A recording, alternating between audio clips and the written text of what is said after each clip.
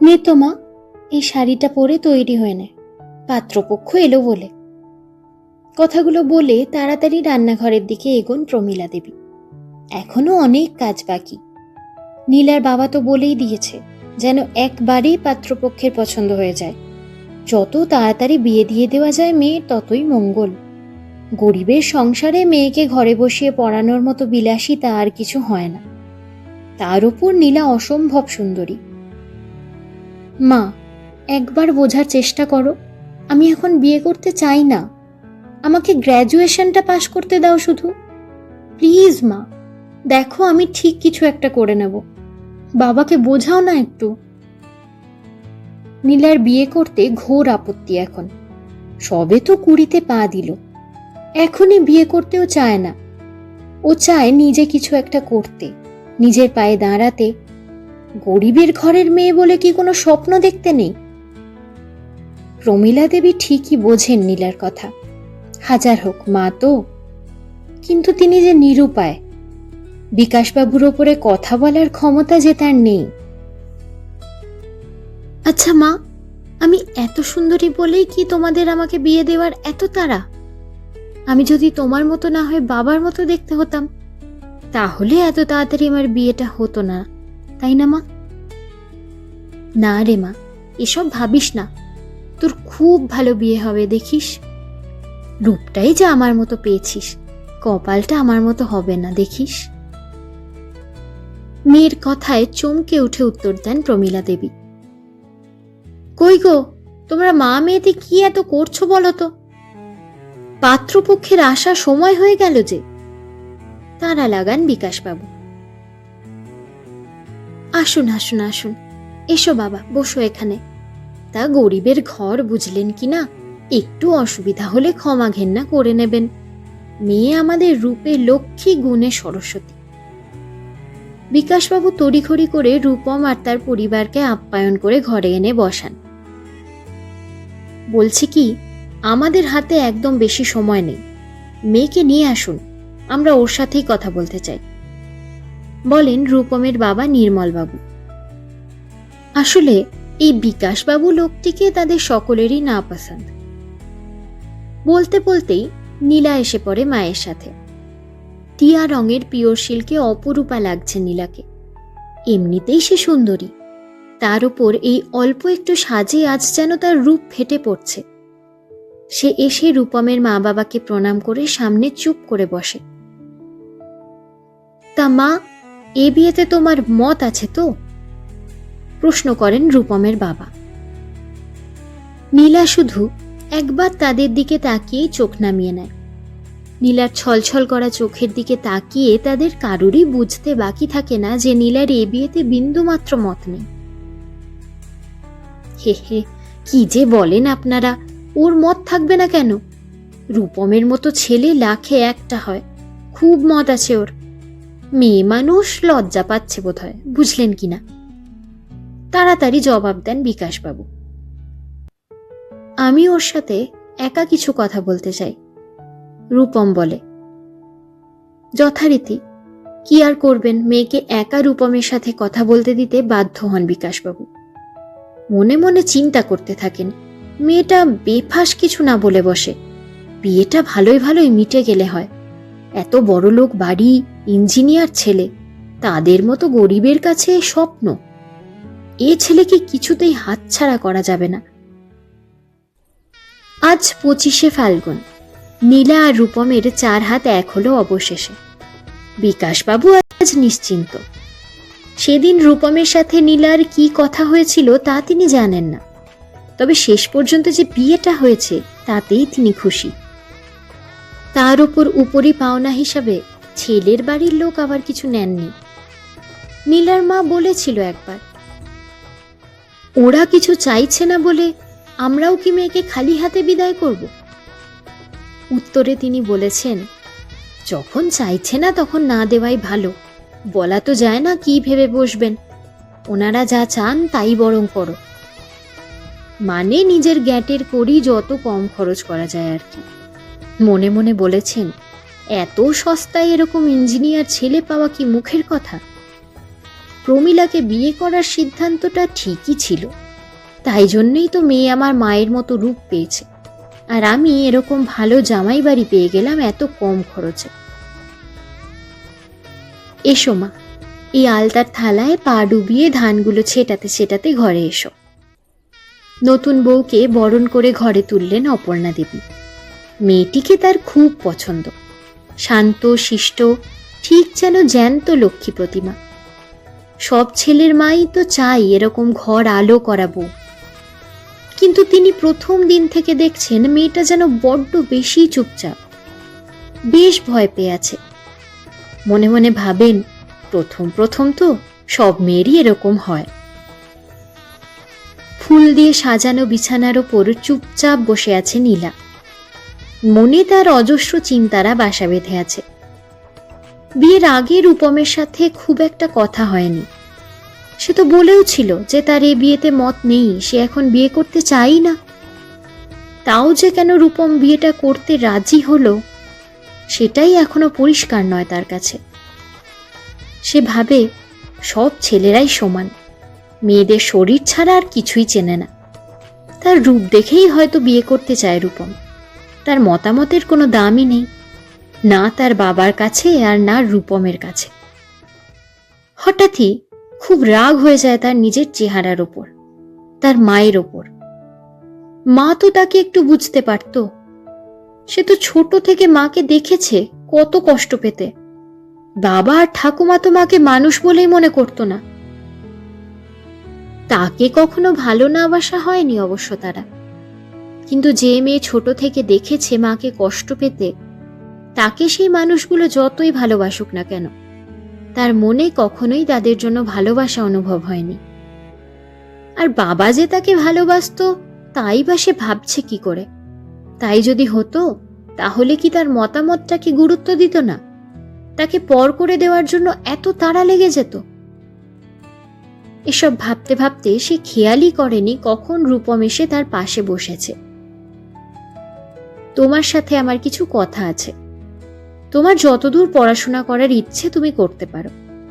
আর আমি শুনেছি তুমি বেশ ভালো নাচ করো। তোমার নাচ নিয়ে নাকি কেরিয়ার গড়ার ইচ্ছা। তুমি নিশ্চয়ই জানো যে আমার মাও একজন কত্থক শিল্পী। প্রথম তালিমটা না হয় মায়ের কাছেই নিও, পরে নাচ নিয়ে আরো এগোতে চাইলে সব ব্যবস্থা করা যাবে। হঠাৎ নীলার মনে হলো সে যেন স্বপ্ন দেখছে। এসব কি বলছে রূপম? সে তো অন্যরকমটা ভেবেছিল। এরকম পুরুষও হয়? হঠাৎ তার রূপমের ওপর শ্রদ্ধায় মাথাটা নত হয়ে আসে। আপনাকে যে কি বলবো বুঝতে পারছি না। আপনি সত্যি এভাবে আমার পাশে থাকবেন? আমি তোমার স্বামী, তোমার ওপর আমার একটা কর্তব্য আছে। তোমার সব ইচ্ছা পূরণের দায় আজ থেকে আমার। আর হ্যাঁ, আমাকে আপনি না বলে তুমি বলবে। এখন আমার বউয়ের যদি মত থাকে, তাহলে মহারানীর জন্য একটা ছোট্ট উপহার আছে, সেটা কি পরিয়ে দিতে পারি? সলজ্জ হেসে মাথা নামায় নীলা। রূপম তার হাতে আংটিটা পরিয়ে দিয়ে বলে, আমার উপহারটা কিন্তু পাওনা থাকলো।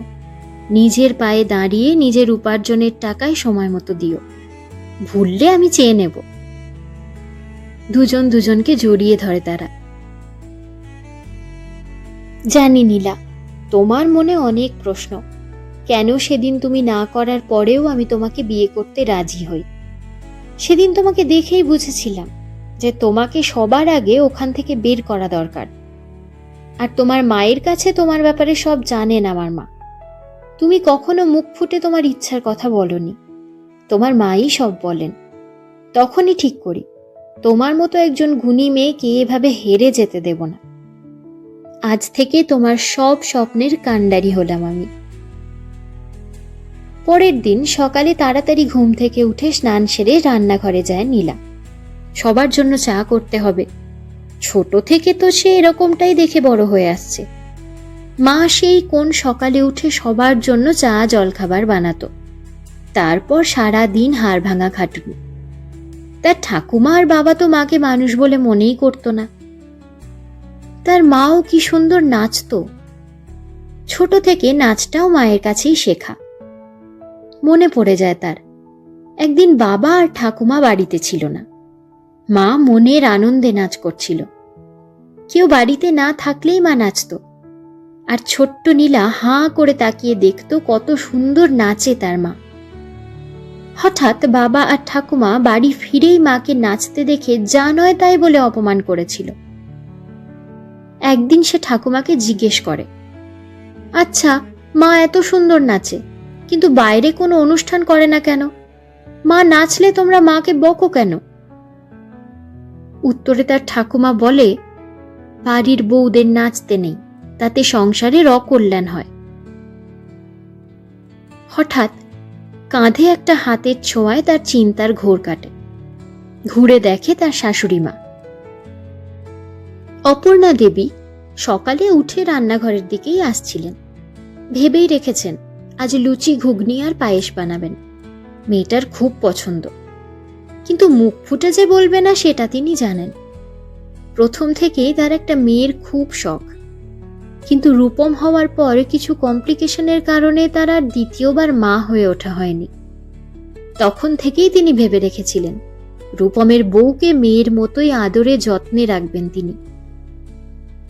কি রে, এত সকালে উঠে পড়লি যে? আর কতক্ষণ ঘুমাবো মামনি? বাড়ির বউ বেলা অবধি ঘুমানো তো ভালো দেখায় না। তোকে কি এসব কেউ বলেছে? তুই আমার মেয়ে, মেয়ের মতোই থাকবি। আজ যা করেছো করেছো, কাল থেকে তোমার অন্য রুটিন। এত ভোরে উঠতে হবে না। সকালে উঠে জলখাবার খেয়ে পড়তে বসবে। তোমার কলেজের সব ব্যবস্থা হয়ে গেছে। আর তার পাশাপাশি নাচটাও রোজ করবে মন দিয়ে। আমি চাই আমার মেয়ে আমার থেকেও বড় নৃত্যশিল্পী হোক। ভাবতে পারে না নীলা, সত্যি এমন শ্বশুরবাড়িও তার ভাগ্যে ছিল। হঠাৎই অপর্ণা দেবীকে জড়িয়ে ধরে কেঁদে ফেলে নীলা। অপর্ণা দেবী নীলার মাথায় হাত বুলিয়ে বলেন, কাঁদিস না মা, আমার স্বপ্ন, তোর মায়ের স্বপ্ন, সব থেকে বড় তোর নিজের স্বপ্ন, তোকে যে পূরণ করতেই হবে। এরপর কেটে গেছে 4টে বছর। নীলা এখন একজন নামকরা নৃত্যশিল্পী। দেশে বিদেশে তার নাম ডাক। রূপম সব সময় তার পাশে থেকেছে, তার লক্ষ্যে পৌঁছতে তাকে সাহায্য করেছে। যখনই সে ভেঙে পড়েছে তাকে মনোবল জুগিয়েছে। সত্যি নীলা ভীষণ সুখী তার নতুন বাড়ির সদস্যদের নিয়ে। এরই মধ্যে এক অনুষ্ঠান শেষে কিছু মন্তব্য রাখার জন্য তাকে অনুরোধ করা হয়। সবার সামনে স্টেজে দাঁড়িয়ে সে বলতে শুরু করে, আজ আমি এত বড় নৃত্যশিল্পী হয়ে ওঠার পিছনে সত্যি অনেকের অবদান আছে। প্রথমত আমার স্বামী রূপম। সে যদি আমার পাশে এভাবে না থাকতো, আমি হয়তো কখনো এ জায়গায় পৌঁছতে পারতাম না। একজন মেয়ের এগিয়ে যাওয়ার পিছনে তার জীবনের সবচেয়ে গুরুত্বপূর্ণ মানুষটির পাশে থাকা সত্যিই খুব জরুরি। তাই স্বামী হিসাবে রূপমকে পাশে পেয়ে আমি গর্বিত আর কৃতজ্ঞ। এরপরে কারোর কথা বললে আমার 2 মা। হ্যাঁ, আমি আমার 2 মাকে পেয়ে ভীষণ খুশি। একজন আমার জন্মদাত্রী মা প্রমীলা রায়, আর একজন আমার শাশুড়ি মা অপর্ণা চৌধুরী, যিনি এই নতুন স্বাবলম্বী নীলার জন্ম দিয়েছেন। যারা ভাবেন বিয়ে মানেই মেয়েদের স্বপ্নের শেষ, তাদের উদ্দেশ্যে একটাই কথা বলতে চাই, বিয়ে মানে যেমন জীবনের একটা অধ্যায়ের সমাপ্তি, তেমনই একটা নতুন অধ্যায়ের সূচনাও। বিয়ে মানে নিজের স্বপ্নের আর একজন সঙ্গী পাওয়া। সবকিছু শেষ নয়, সবকিছু নতুন করে শুরু করার নামই বিয়ে আমার কাছে। প্রতিটা মেয়ের জীবনের স্বপ্ন বাস্তবায়িত হতে পারে যদি সে একজন যোগ্য জীবনসাথী পায়। এ প্রসঙ্গে বলে রাখি, আমার মা এবং শাশুড়ি মা দুজনেই নৃত্যশিল্পী। পার্থক্য শুধু একটাই, আমার মা সময় সুযোগের অভাবে নিজের শিল্পী সত্তা নিজের মধ্যেই গুটিয়ে রাখতে বাধ্য হয়েছেন, আর মামনি মানে আমার শাশুড়ি মা নিজের সাথে সাথে আমার শিল্পী সত্তাকেও প্রস্ফুটিত করতে সাহায্য করেছেন। কিন্তু আমার এই সাফল্যের পিছনে দুজনের অবদানই অতুলনীয়। বিয়ের সময় আমার মা যদি আমার সব স্বপ্ন এভাবে তাদের না জানাতো, তাহলে আমি জানি না কোনোদিন আমি সত্যিই আমার ইচ্ছাগুলো নিজের মুখে প্রকাশ করতে পারতাম কিনা। আর মামনি যদি পাশে না থাকতো, আমি জানি না সত্যি আমি আজ এই স্টেজে এভাবে দাঁড়িয়ে থাকতে পারতাম কিনা। আমি সত্যি ভীষণ গর্বিত তোমাদের পেয়ে। কথাগুলো বলে দৃঢ় পদক্ষেপে এগিয়ে যায় নীলা সামনের ভবিষ্যতের দিকে। মনে মনে সে বলে, মা হওয়ার প্রকৃত মর্ম আমি সেদিনই বুঝব, হয়তো যেদিন আমিও মা হব। আশীর্বাদ করো আমাকে, আমিও যেন তোমাদেরই মতো এক যোগ্য মা হয়ে উঠতে পারি। মা হয়ে ওঠা যে বড়ই কঠিন।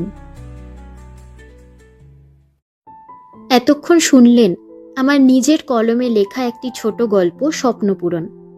আমি সুদেষ্ণা। আমার অনুভূতির অবকাশে আপনাদের পাঠ করে শোনাই কবিতা, ভালোবাসা, ভালো লাগা, জীবনের ঘাত প্রতিঘাত আর প্রতিদিনের আবেগের কথা। যদি আমার এই পাঠ আপনাদের ভালো লেগে থাকে তাহলে ভিডিওটিকে লাইক ও শেয়ার করুন, আর অবশ্যই চ্যানেলটি সাবস্ক্রাইব করে পাশে থাকা বেল আইকনটি ক্লিক করে দেবেন, যাতে নতুন ভিডিও নোটিফিকেশন সবার আগে পৌঁছে যায় আপনাদের কাছে। আপনাদের মতামত আমার কাছে ভীষণ মূল্যবান, তাই অবশ্যই কমেন্টে সকলের মতামত জানাবেন। আমার আরও একটি ইউটিউব চ্যানেল আছে, যার নাম সাহিত্য সংলাপ। সেখানে আমি বাংলার বিখ্যাত লেখক লেখিকাদের গল্প ও উপন্যাস পাঠ করে শুনিয়ে থাকি। যদি আপনারা গল্প ও উপন্যাস শুনতে ভালোবাসেন তাহলে চ্যানেলটিকে একবার ঘুরে দেখতে পারেন। ভালো লাগলে ভিডিওগুলিকে লাইক ও শেয়ার করবেন, আর সাবস্ক্রাইব করে পাশে থাকবেন। অবশ্যই বেল আইকনটি ক্লিক করতে ভুলবেন না যেন, যাতে নতুন ভিডিও নোটিফিকেশন সঙ্গে সঙ্গে পৌঁছে যায় আপনাদের কাছে। সেখানেও কিন্তু নিজেদের মতামত জানাবেন। আপনাদের মতামত সবসময় আমার কাছে গুরুত্বপূর্ণ। ভালো থাকবেন, সুস্থ থাকবেন। ধন্যবাদ।